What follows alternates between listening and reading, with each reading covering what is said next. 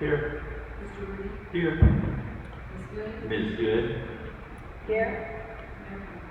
Here. Thank you. If y'all will, join me in the Pledge of Allegiance.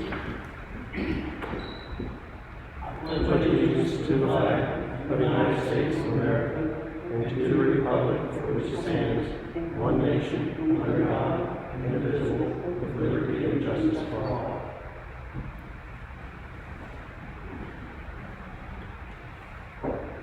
Do we have any agenda additions or deletions or changes?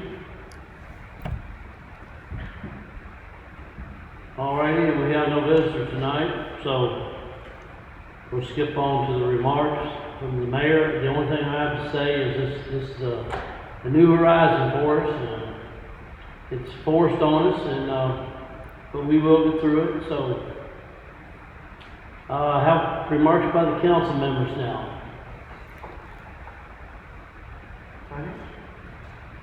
No, just remarks section. No remarks? All right, no presentations, and our chief of police is not here, so how about the town manager remarks? Okay. I'll make them brief. First of all, I'd like to point out that although the public is not being heard at this particular meeting tonight, we have no public hearing, that they are certainly invited to comment at any time by email to townoffice@mountjackson.com. And I will personally see that that email is shared with every one of the council members. So if the public would like to comment, that mailbox is always available. This evening, I'd just like to tell you that the town office remains closed to the public, but the work continues. All of the staff has been reporting to the regular shifts and working their regular hours and being productive at it. We want to remind you of the special council meeting on the 20th, which is next Monday at 5 p.m. That meeting will be preceded by a public hearing, and we will be publishing the way in which the public may provide input at that time. Thirdly, I'd like to tell you that the zoning ordinance is making its last loop around the track, and I'd like to recognize Joe Paxton at this time to bring more of it there.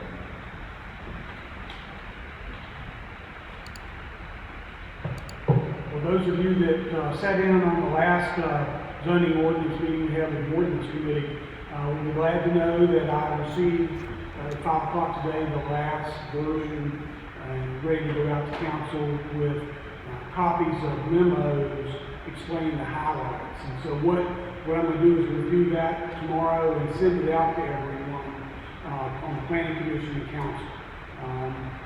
It's an amazing document. It's taken a lot of time from staff and from council members to get us to this point. I think it's a good document, and we're hopeful that on either April 23rd at 5 p.m. or April 30th at 5 p.m., whichever suits the majority, that we'll have a similar Zoom-type meeting with the consultants from Berkeley to go over that document with council and the planning commission, with the goal of having a public hearing on that document in May, at the planning commission's meeting in May. Getting it out tomorrow will give you about 10 days to look at it before the 23rd. If that date works best, that would probably be good. That way, if there are any changes that need to be made, we can get them out again with plenty of time. Get it out on the website so people in the community can have a chance to look at it. We want everybody to have a chance to look at it. It's not that much different in what is being done. It's the way it's being presented. It's much easier to read. I think those that have looked at it will say that it's got tables and charts instead of a lot of verbiage, and it makes it a lot easier for somebody to find where they want to go in the zoning ordinance and what you can do where. So, you know, I want to applaud the town for that. The other thing that Mr. Showalter asked me to talk about this evening is the EDA is going to be meeting this Thursday at 5 p.m. To consider a disaster loan program. We've been in contact with USDA Rural Development, and they have given us approval to use the money that's left over from that program, as well as the money that we have in the EDA fund to potentially loan money out to businesses, small businesses in the town, or businesses that have made an immediate impact within the town over the last number of years. They can apply for up to $10,000 from the EDA. The proposal is that it would be a 3-year loan at no interest, and it would give them an opportunity to use it for payroll, rent, utilities, inventory, things similar to the federal program, but here at the local level to try and reach out to those businesses that may or may not take advantage of the federal program. So we think it's a really good opportunity for the town to be able to provide some assistance to the businesses in the community.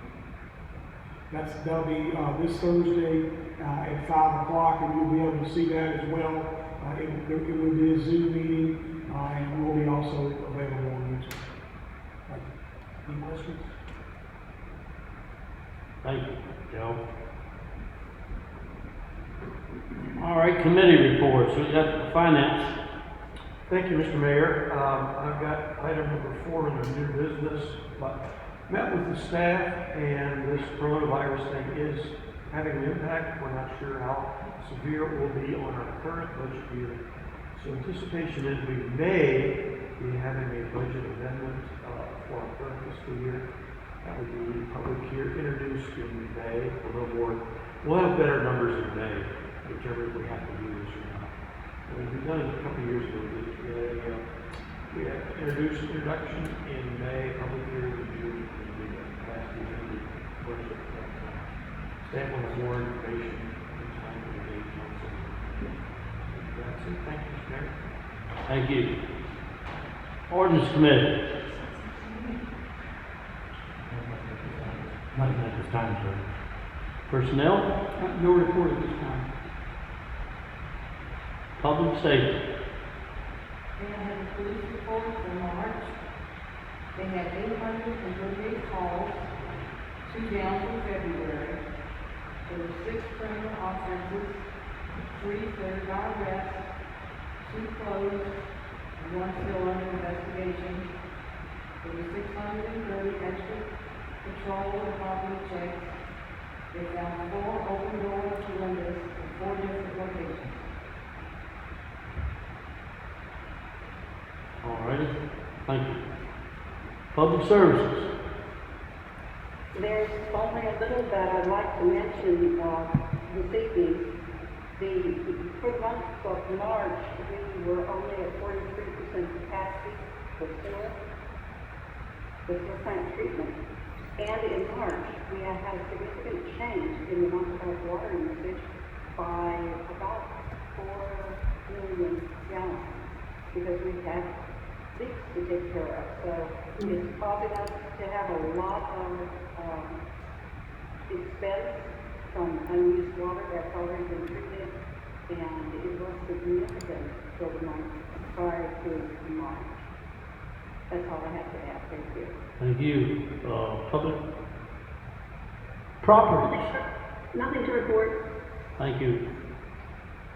All right, up next we have a consent agenda, which consists of the approval of minutes of 2 of our meetings. Do I hear a motion to approve that? Motion to approve the consent agenda with both items.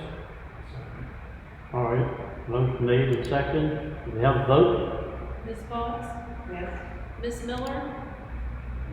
Yes. Mr. Henry?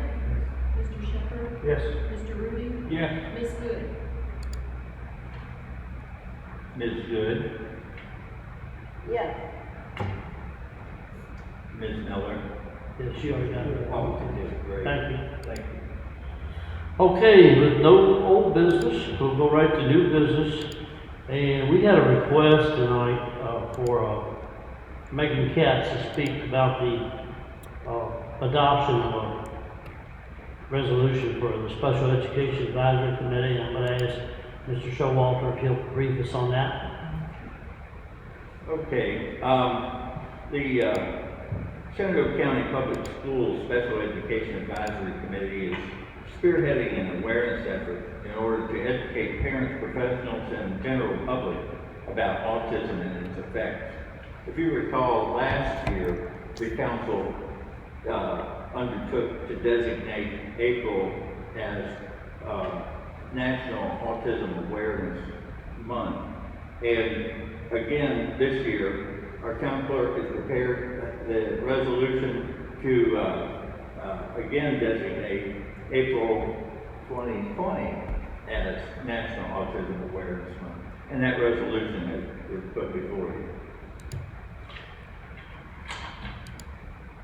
Okay, what's your all's pleasure here? Any questions about the resolution? I so move that we pass the resolution declaring April 2020 as National Autism Awareness Month. Okay, I'll second it. okay, motion been made, second, do we have a vote? Ms. Bowles? Yes. Ms. Miller? Yes. Mr. Andrew? Yes. Mr. Shepherd? Yes. Mr. Rudy? Yes. Ms. Good? Yes. Thank you all. The next item we have on the agenda is the appointment of Neil Showalter as our coordinator of emergency management. Neil, do you need to expound on that any? No, only that the Virginia Code requires towns to appoint an individual to coordinate with the emergency management folks at the county level. And because Shenandoah County has declared an emergency, we have need to work with them on the emergency measures that both reporting down and reporting back up as to their effectiveness. And so the town has not heretofore had an emergency management coordinator appointed, and so that's what the council is being asked to do at this time. Okay. Are we, any questions on that? Motion to appoint our town manager, Neil Showalter, as a coordinator of emergency management to coordinate with Shenandoah County. Second? All right, motion made, second, do we have a vote? Ms. Bowles? Yes. Ms. Miller? Yes. Mr. Andrew? Yes. Mr. Shepherd? Yes. Mr. Rudy? Yes. Ms. Good? Yes. Thank you all. Next thing we have on the agenda is the sewer influenization study authorization.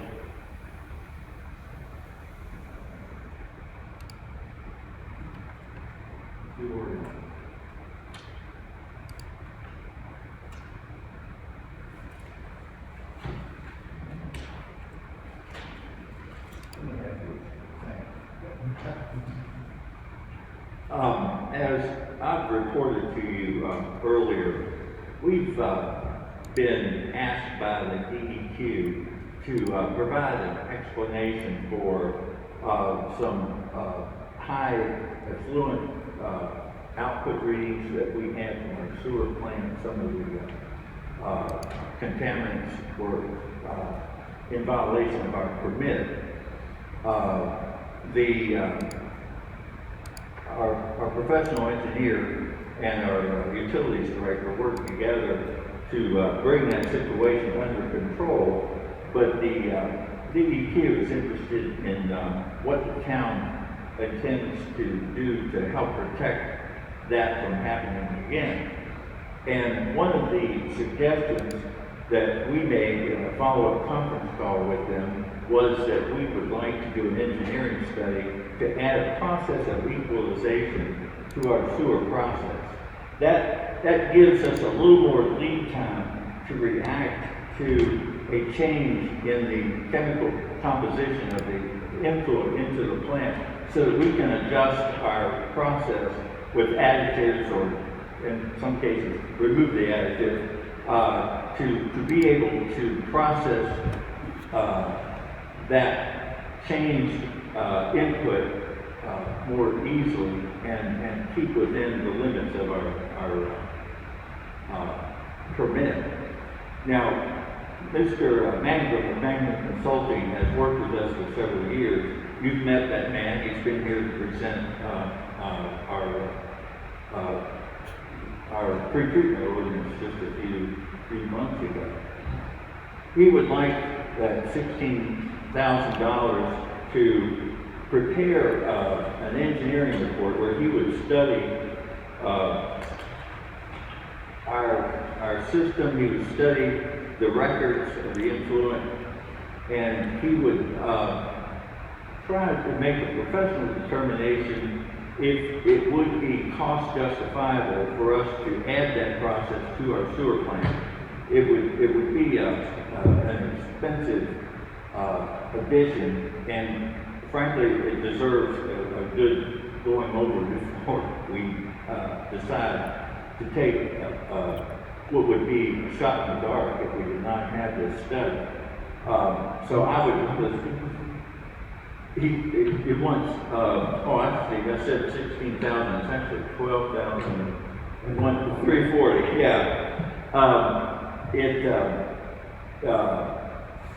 Without this study, we would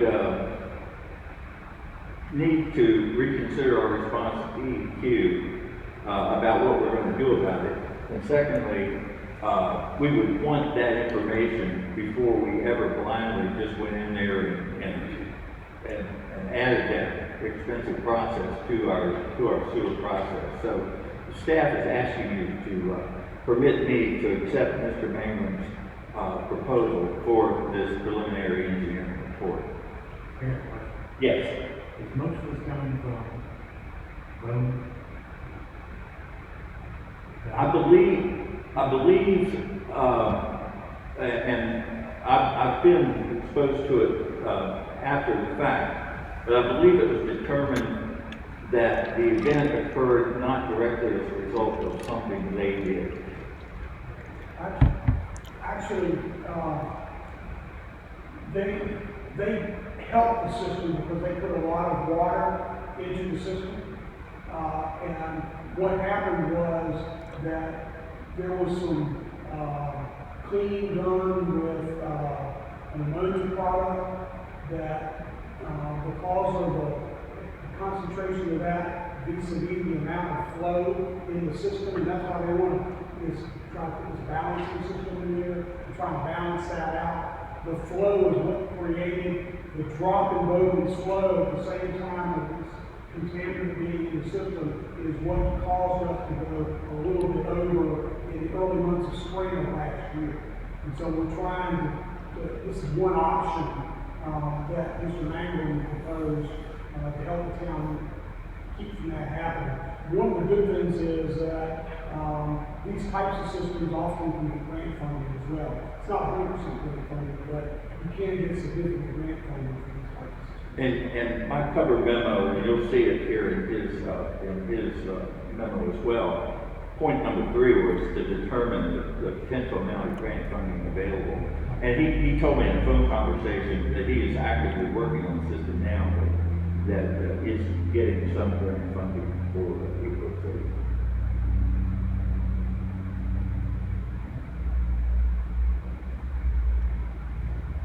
make a motion that we accept his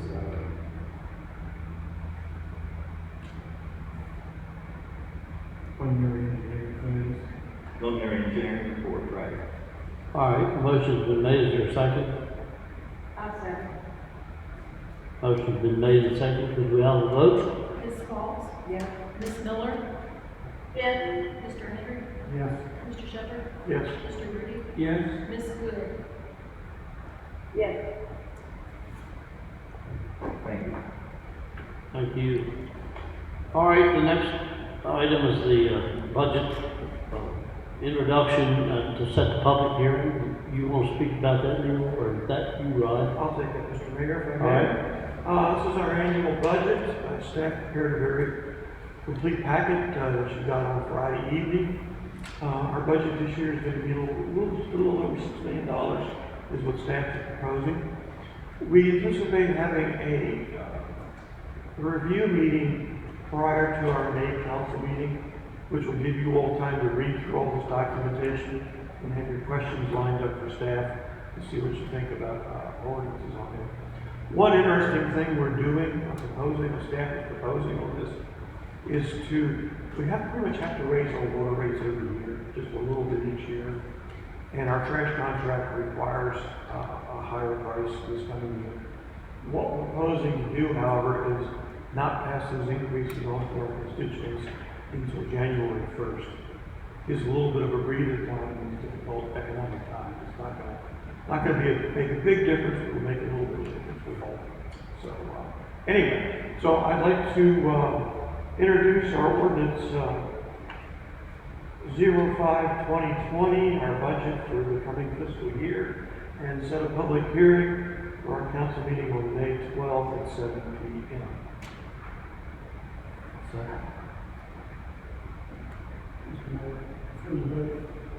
Just want to point out on page 3, speaking of what Mr. Shepherd was just talking about with the refuse collection, you'll see there's a note there. The ordinance that you will consider for adoption and ratification at the meeting on the 20th, the emergency ordinance allows you to suspend certain ordinances for a period of time. This would suspend Section 42-6B of the town code that requires the collection fee for solid waste disposal to be established on the basis that they cover at least the cost of providing the service. And as Mr. Shepherd said, since you're you're proposing not to increase those fees until January 1, you technically would be in violation of that ordinance unless you suspend that section. So embedded in this ordinance is technically another ordinance that suspends that fee for 6 months. Thank you. Is there any other questions about this? All right, hearing no questions, do we have a vote? Ms. Fox? Yes. Ms. Miller? Yes. Mr. Andrews? Yes. Mr. Shepherd? Yes. Mr. Rudy? Yes. Ms. Good? Yes. All right, does anyone else have anything else? If not, I'd like to thank people that are here, people that are remotely with us for bearing this burden for us, and y'all be safe. That's the only thing I got to say. Joe? I will say, I believe that the meeting, we were not able to get it to be live. It will be rebroadcast because we did do it. So you might want to just acknowledge that we are now aware of the fact that it wasn't actually live. Okay. And that was our technical difficulty, but it will be posted here shortly. Yeah, all right, and repeat what Joe said there, we were unable to do this live, but it will be you will be able to do it at a later date. And I'd like to thank Dave Moore from Cornerstone for working with us. So, when will it be available, Dave? Do you know? 20 minutes. All right, Dave said 20 minutes, so. If there's nothing else, I hear a motion to adjourn. Motion to adjourn, Mr. Mayor. Being adjourned.